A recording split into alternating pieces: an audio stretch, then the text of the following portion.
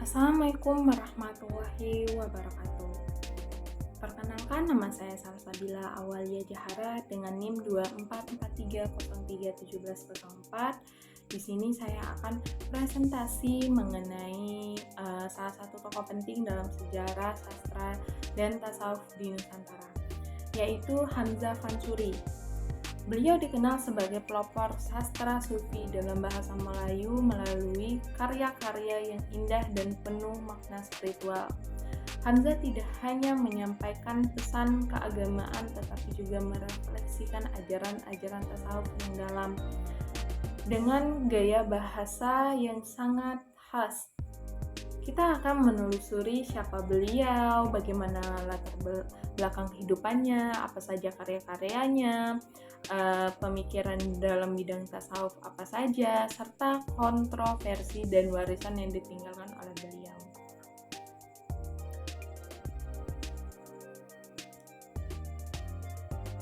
Hamzah Fansuri merupakan tokoh sufi besar sekaligus sastrawan yang hidup di sekitar abad ke-16 hingga awal abad ke-17. Keunikan dari Hamzah Fansuri adalah bahwa ia mampu menggabungkan antara ajaran tasawuf yang berasal dari dunia Islam, khususnya Timur Tengah, dengan budaya bahasa lokal Melayu. Ini menjadikan ajaran lebih mudah diterima oleh masyarakat pada waktu itu, yang belum terbiasa dengan terminologi sufi dalam bahasa Arab atau Persia. Dalam sejarah kesusastraan Islam di Asia Tenggara, ia tercatat sebagai tokoh pertama yang menulis puisi-puisi tasawuf dalam bahasa Melayu, dan melalui itu ia dianggap sebagai pelopor sastra sufi Nusantara. Latar belakang beliau yaitu asal-usulnya diperkirakan berasal dari Barus Fansur yang berada di pesisir barat Sumatera.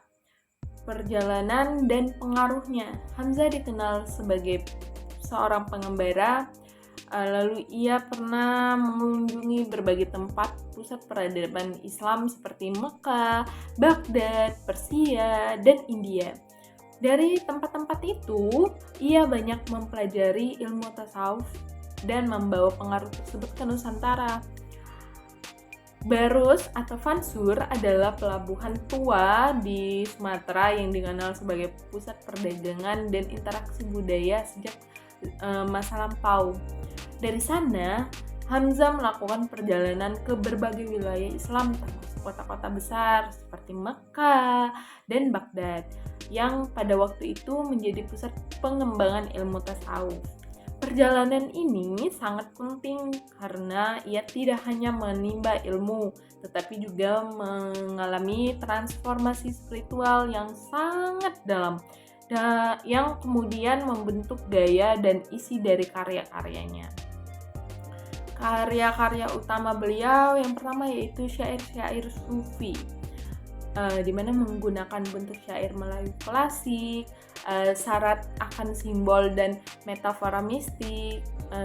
Terus karya-karya yang terkenal yaitu ada Asrar al-Arifin, atau rahasia orang yang arif. Terus ada Sarab al-Ashikin, minuman para pencinta, serta Al-Mutahi yang sempurna.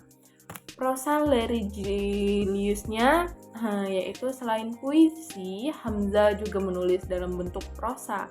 Prosa ini lebih bersifat pengajaran keagamaan, tetapi tetap mengandung unsur mistik. Karya-karya Hamzah Fansuri tidak hanya memiliki nilai estetika, tetapi juga kedalaman spiritual. Ia memakai syair sebagai media utama karena bentuk ini sangat populer di kalangan masyarakat Melayu. Dalam syair-syairnya, ia menggambarkan cinta ilahi, kerinduan kepada Tuhan, dan proses penyatuan antara manusia dan Sang Khalik. Sementara dalam prosa religiusnya, ia mengajarkan konsep-konsep tasawuf secara lebih sistematis. Ciri khas dari karya beliau yaitu gaya bahasa Gaya bahasanya puitis, padat makna, dan indah. Kental dengan simbolisme sufistik.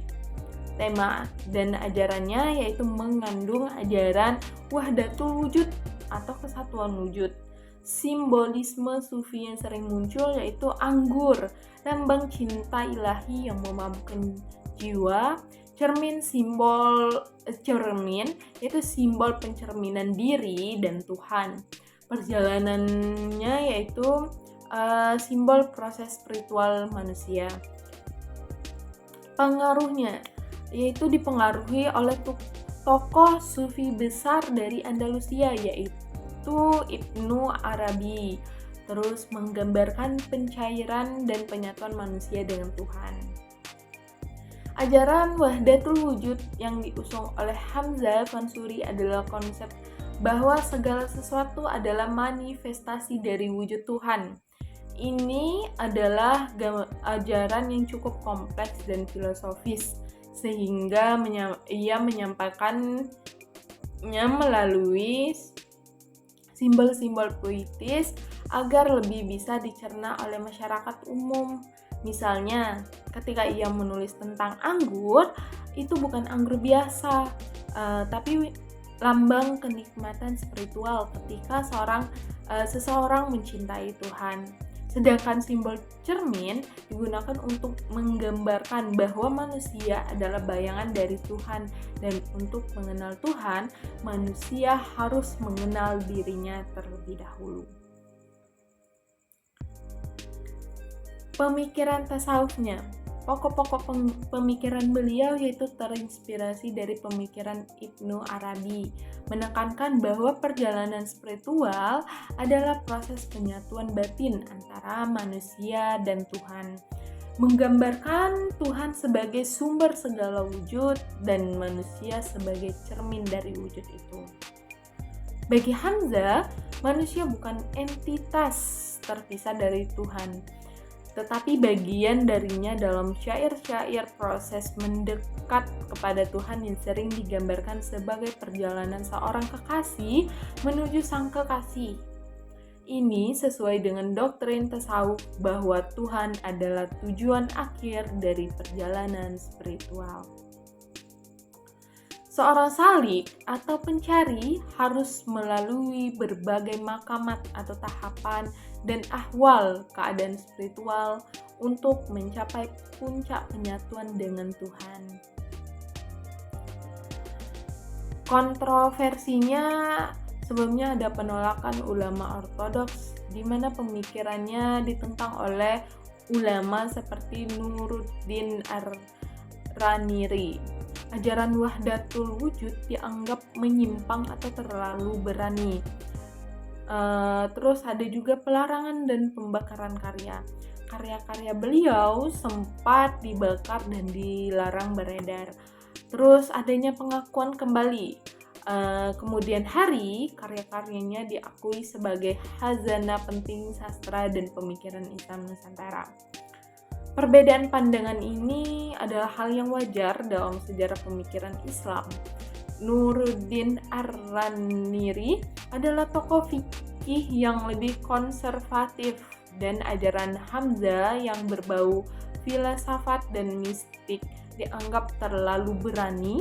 Namun seiringnya berjalannya waktu, pemikiran Hamzah Fansuri justru menjadi sangat berharga karena mencerminkan kekayaan intelektual dan spiritual Islam Nusantara.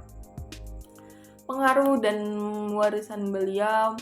Warisan pentingnya diakui sebagai pelopor sastra sufi di dunia Melayu. Karya-karyanya terus dipelajari oleh akademisi dan spiritualis hingga sekarang, menjadi inspirasi bagi penyair-penyair Melayu selanjutnya.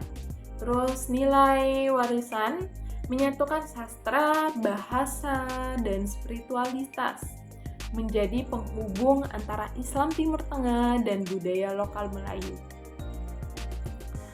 Warisan Hamzah Fansuri bukan hanya pada syair-syair yang ditinggalkannya, tetapi pada jembatan kultural yang ia bangun antara peradaban Islam global dan masyarakat lokal. Ia membuktikan bahwa nilai-nilai Islam bisa disampaikan secara estetis, lembut, dan mendalam tanpa menghilangkan kearifan lokal. Kesimpulannya, poin-poin intinya yaitu Hamzah Mansuri adalah tokoh penting dalam pengembangan tasawuf di Nusantara. Ia menggunakan sastra sebagai sarana untuk menyampaikan ajaran tasawuf secara halus dan mendalam. Meskipun sempat dikecam, karya dan pemikiran kini diakui sebagai bagian dari warisan Islam yang kaya. Penutupnya yaitu melalui karya-karyanya Hamzah telah memberikan kontribusi luar biasa pada peradaban Islam di Nusantara. Ia menunjukkan bahwa spiritualitas dapat dikemas dalam keindahan bahasa dan sastra. Pemikiran mengajak kita untuk merenung lebih dalam tentang hubungan kita dengan Tuhan serta bagaimana menjalani kehidupan spiritual penuh makna. Mungkin itu saja yang dapat saya sampaikan. Mohon maaf apabila ada kesalahan kata atau penjelasan saya. Saya akhiri. Wabillahi taufiq wal hidayah. Wassalamualaikum warahmatullahi wabarakatuh.